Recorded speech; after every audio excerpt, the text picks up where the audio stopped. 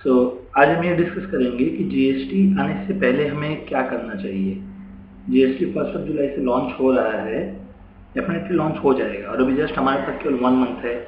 सो इस 1 मंथ में आप ऐसा क्या करें जिससे जीएसटी में आपका वर्क काफ़ी आसान हो जाए, आपका बिजनेस काफ़ी आसान हो जाए। सो चलिए 1 बाय 1 देखते हैं।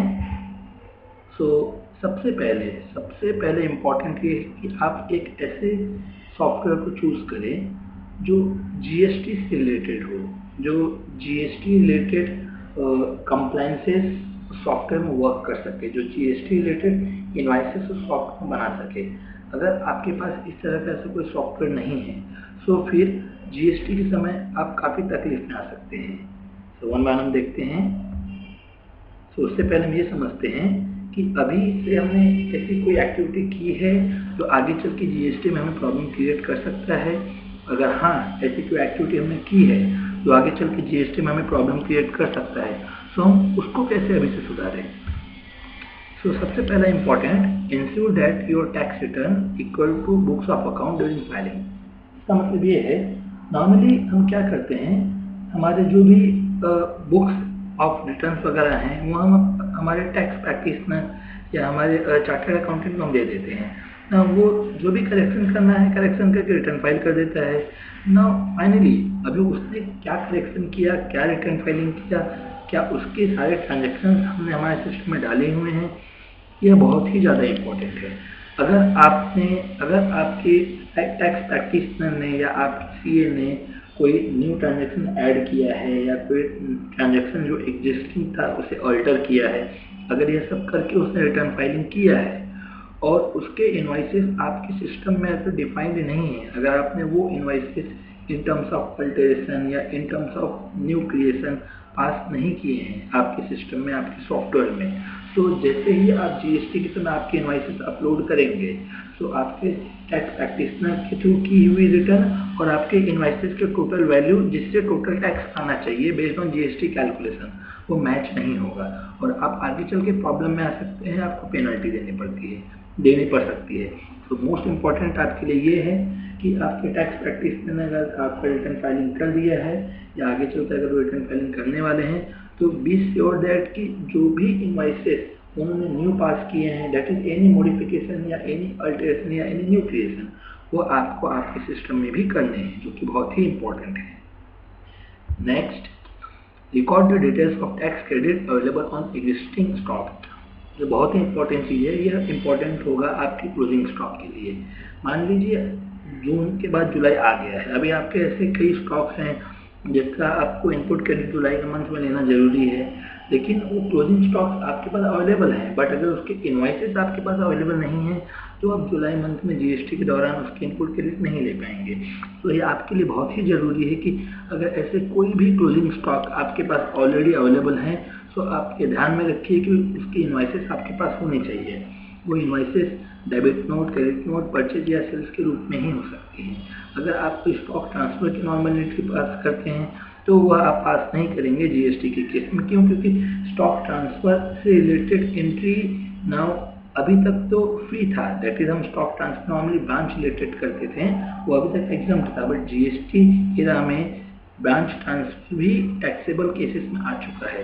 सो अगर आप गोडाउन टू गोडाउन कोई ट्रांजेक्शन पास करेंगे, स्टॉक पॉइंट ऑफ लाइक आपने एक स्टॉक एक गोडाउन से दूसरे गोडाउन में ट्रांसफर किया, तो इससे भी आपके क्लोजिंग स्टॉक पर अफेक्ट होता है, बट अब से आपको उसके इनवाइसेस क्रिएट करने पड़ेंगे, तो ही आगे चल के आप जीएसटी में आपके क्लोजिंग स्टॉक का इनपुट ले सकते हैं। आगे बढ़ते हैं। Discipline of meeting tax filing timeline, that is आपको टाइम पे आपके सारे टैक्स फाइलिंग करने हैं।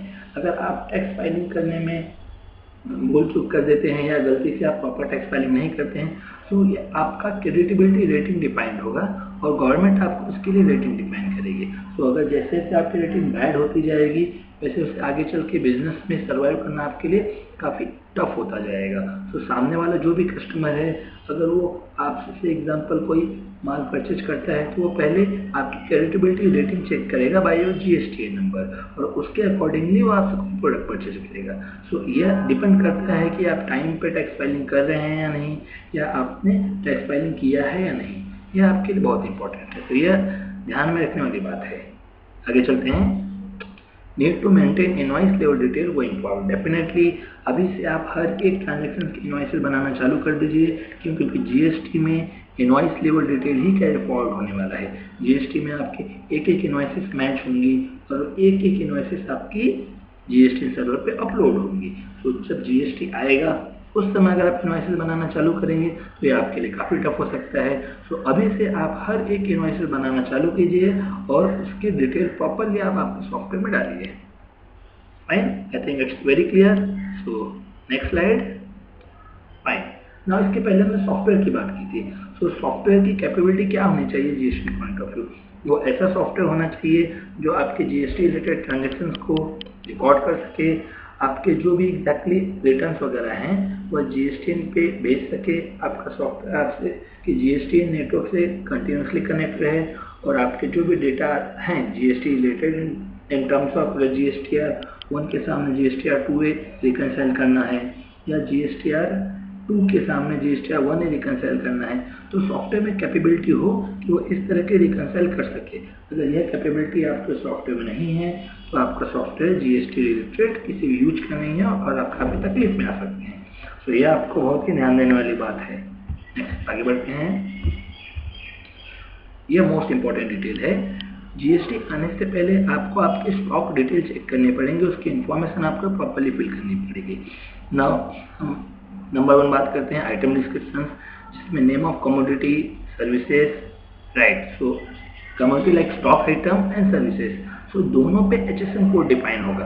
तो आगे चल के आपके each and every stock HSN code से डिफाइन होंगे। तो ये बहुत ही जरूरी है कि आप अभी से हर एक स्टॉक आइटम पे HSN code, then commodity code, tax rate, item code etcetera define करना स्टार्ट कर दें। Primary unit and secondary unit भी काफ़ी मेजर रोल प्ले करेगा। इसके बेस बताया होगा कि आपका केजीज रिलेटेड स्टॉक है या KGs for 1000 gram related stock है, तो ये काफ़ी जरूरी रहेगा आपके लिए।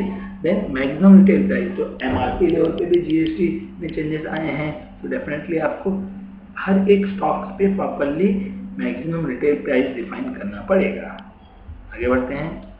लेजर रिलेटेड डिटेल, तो यह लेजर रिलेटेड डिटेल है जिसमें आपके name, vendor code, address etcetera सारे डिटेल फिल करने पड़ेंगे। इसमें हम एक इम्पॉर्टेंट डिटेल पे आते हैं, जीएसटीएन रजिस्ट्रेशन नंबर।